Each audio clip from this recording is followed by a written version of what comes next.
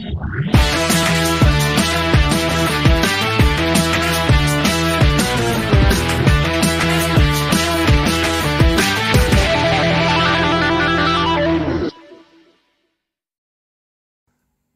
dit is Vrydag 9 Mei 2025 en baie welkom by hierdie Vrydag nuusflits saam met Klaas Prinsloo. Ek val sommer direk met die deur in die huis.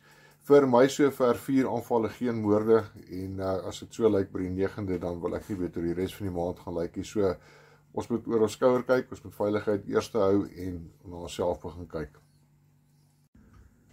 Daar's 2 dinge wat ek wil oor gesels oor die veiligheidsanalise. As ons kyk wat in hierdie week in Mpumalanga gebeur het, die paaie wat toegemaak is, en ek ken daai paaie. Ek was al daar gewees, ek weet presies waar is wat toegemaak. Rondom Kriel, alle toegang tot Kriel was toegemaak gewees. Nou, ek wil hê julle moet begin wonder, is dit net blote protesaksie? Wat is die resultaat waarna hulle soek? Of is dit 'n inoefening? Daarby wil ek bysê, gaan kyk waar jy bly, gaan kyk wat gaan rondom jou aan. Daar is plakkerskampe tussen ons woonbuurte in die stad. Dit gaan vir ons moeilik gemaak word. As hulle sommer net so vinnig 'n pad kan toemaak, hoe gaan dit nie gebeur in die stad nie? Gaan kyk waar die plakkerskampe is, naby die snelweë, naby die hoofroetes. Gaan kyk nou waar jou verskillende nedersettings is, jou townships. Gaan kyk waar daai townships is, en kyk die paaie wat na veiligheid lê, loop langs daai townships verby. Begin analiseer wat in jou omgewing aangaan. Dit is belangrik, want ons gaan nie 'n kans hê om uit te kom voor dit te laat is nie. So iemand vanoggend vir my gesê het, hy is nie 'n voorstander van onttrekking nie. Want as jy onttrek, daar's baie mense wat af my gesê het, die oomblik wat jy onttrek, die oomblik wat daar beweging op die paaie is, dan raak jy 'n teiken. So die baie mense sê eerder, bly tuis, beskerm jou bastion, maak seker dat jy alles wat jy nodig het in daardie bastion het. Jy het 'n kans as jy in jou eie huis is.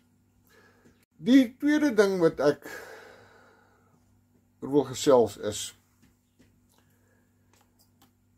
balans. Nou, in die week het ons 'n geval gehad by Sannieshof. Die mense het probeer inbreek en die inwoner, die boer, het gereageer en een van die aanvallers het bly lê. Ander aanvaller is weg. Maar nou is daar 'n saak teen hom gemaak. Eerstens van moord en dan die tweedens van die besit van 'n onwettige vuurwapen. Nou, ek gaan nie name noem nie, julle ken seker al die naam, maak nie saak nie. Maar nou wil ek vra vandag. En ek is ingelaat op sekere feite met oom Robert Stols se moord. Ek wil vanmiddag vir jou vra. Waar is die balans? Wat moet ons gebeur waaraan ons blootgestel word, net bloot aan 'n aanval? Kyk na daai tannie daar so in George. Haar linkeroog lyk soos 'n stuk lewer. Sy is nie baie oud nie. Ek dink sy is in haar 60s, begin 70s. Nou, vra ek vir jou, wat is die balans tussen 'n bejaarde wat so lyk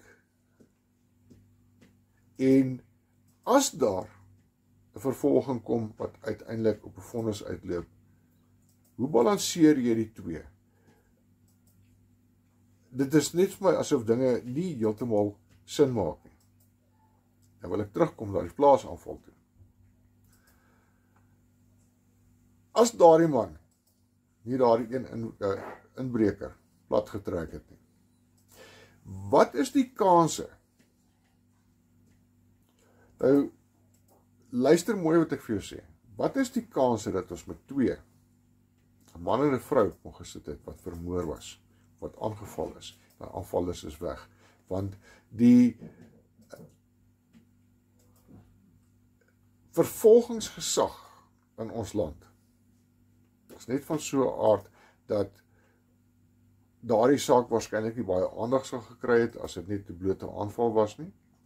As dit 'n moord was, ja, dit is 'n geweldsmisdaad, dan kry hy 'n bietjie meer prioriteit, maar is daar die regte ouens om daardie geval of daardie dokke te vat en daardie saak behoorlik te ondersoek. Luister wat ek vir jou sê vanmiddag. Nou, kom ons kom by die tweede punt. Die geval van die vuurwapen. Ons as 'n boervolk of landbougemeenskap poog om so ver as moontlik binne die wet te beweeg. Maar die mag wat teen ons opstaan, beweeg nie binne die wet nie. Waar trek ons die lyn? Sien wat ek vir julle vanmiddag sê, wat is die balans waarmee ons hier so werk? Ek sê maar net, dink wat ek vir jou gesê het. As jy 'n kommentaar wil lewer, daar in die kommentaarblok, is meer as welkom. Na daai morbiede gedeelte, so 'n bietjie goeie nuus.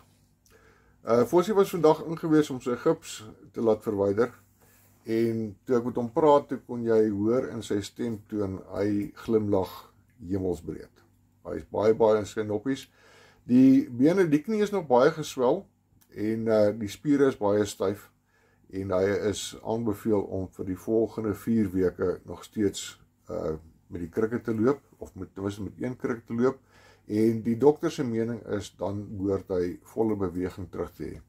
Hy sê sy bakkie is nog steeds in, die voorruit gaan dalk môre ingesit word, en dan is daar nog die klein ruit agter waardeur hy geskiet is, wat ook nog vervang moet word.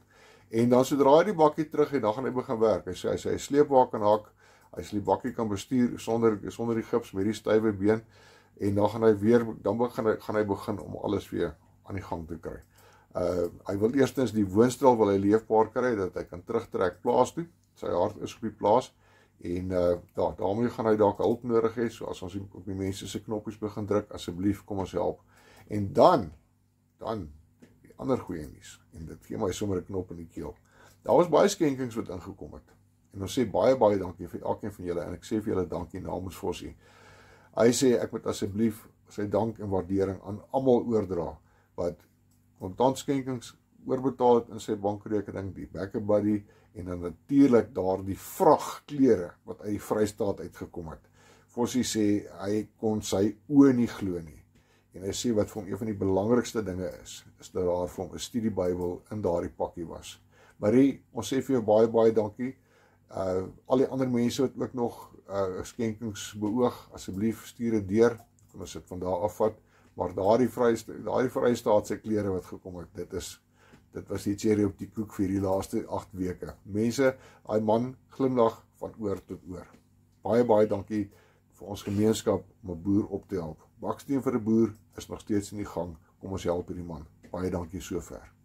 Baie van my veiligheidspraatjies wat ek lewer, baie van die veiligheidsvideo's is gebaseer op wat gebeur tydens 'n plaasaanval. As ons kom by veiligheid, waar begin ons?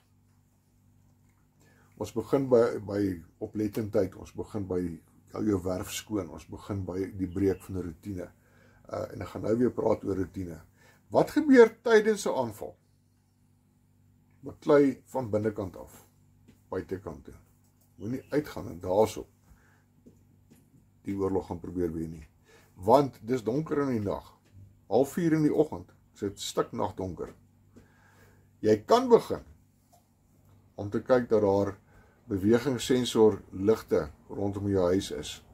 Wat moet 'n sonpaneel kan werk? Ek dink dit gaan jou so 800-900 rand terugsit. Ek het verlede week dink ek het gepraat van 'n bewegingsgeaktiveerde kamera wat met Bluetooth terugwerk na jou foon toe. So as jy hoor daar's iets aan die gang buitekant, kyk eers. Daardie selfde kamera en dit is beskikbaar blykbaar net by een plek aan die oosrand. Ek het ongelukkig nie die besigheid se naam nie, daai kamera, en ek moet bysit met 'n sonpaneel, so jy hoef hom nie in te plak iewers nie. Daai ding gaan vir jou 900 rand terugsit. En wat heeltemal die moeite werd is, as jy moet kyk na jou eie veiligheid, wat rondom jou huis aan die gang is. Die ander ding, roetine. Ek het hoeveel keer al gepraat oor roetine. In elke veiligheidssnit in die video's van die laaste paar maande praat ek oor routine, paar weke praat ek oor routine. Hulle weet wanneer jy uitgaan. Daai tannies wat die hondjies laat uitgaan om te gaan piepie in die nag, hulle weet presies hoe laat daai honde, want daai hond wil op 'n sekere tyd wil uitgaan. Hy ken sy routine, laat ons uitgaan. Dit is net nie meer veilig, as jy nie weet wat rondom jou opstel aan die gang is dit net nie meer veilig om in die nag uit te gaan en te gaan rondkarring buitekant nie. Een van die veiligheidsaspekte, so hou op kierang, want jy gaan moeilikheid optel. Ek het al baie keer gesê, ek is nie 'n veiligheidsspesialis nie, maar mense, as ek 1 en 2 kan met mekaar sit en 3 kan kry, dan kan jy dieselfde doen. Jou veiligheid van jouself en jou gesin en jou opstel begin by jou. Wees veilig. Die enigste datums wat ek sover het vir die res van die jaar is die Witkruismonument se skoonmaak die 29ste en 30ste Augustus en dan 'n maand daarna die 3de en die 4de Oktober 2025 is die kruisplanting.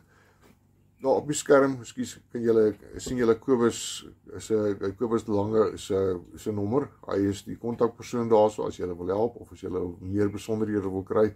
Gee vir Kobus asseblief 'n likeie. As hy besig is, los hom 'n stemnota dat hy kan terugkom na jou toe. Alle hulp gaan waardeer word. Baie dankie by voorbaat. Hierdie Vrydagmiddag nuusflits is gebring deur Eysterberg, Veiligheid, Statistiek en Inligting.